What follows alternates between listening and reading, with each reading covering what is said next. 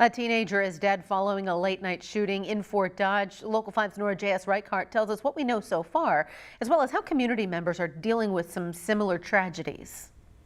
According to Fort Dodge police, they received a call shortly before 10 p.m. on the 4th of July saying that someone had been shot.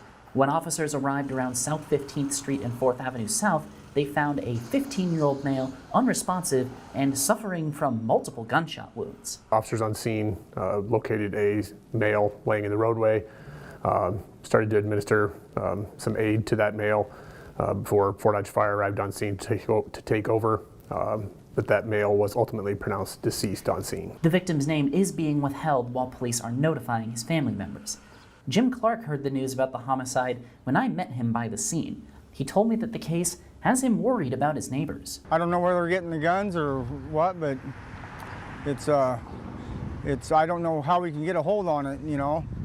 I don't know what's been going on. But the victim in this case isn't the only teenage homicide victim in Fort Dodge in recent memory. It's becoming an all too common occurrence following several violent incidents earlier this year. 18-year-old Patrick Walker was shot and killed on May 2nd.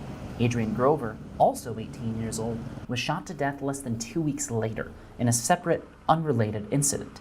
Officers say that with so many young victims, the search for solutions is more urgent than ever. We're trying to figure out different avenues, listen to people, you know, hear their voice as to what they're concerned about, and get creative as to how we can go about, you know, curbing some of this. In Fort Dodge, this is Nora J.S. Reichart for Local 5 News. Back to you, Stephanie.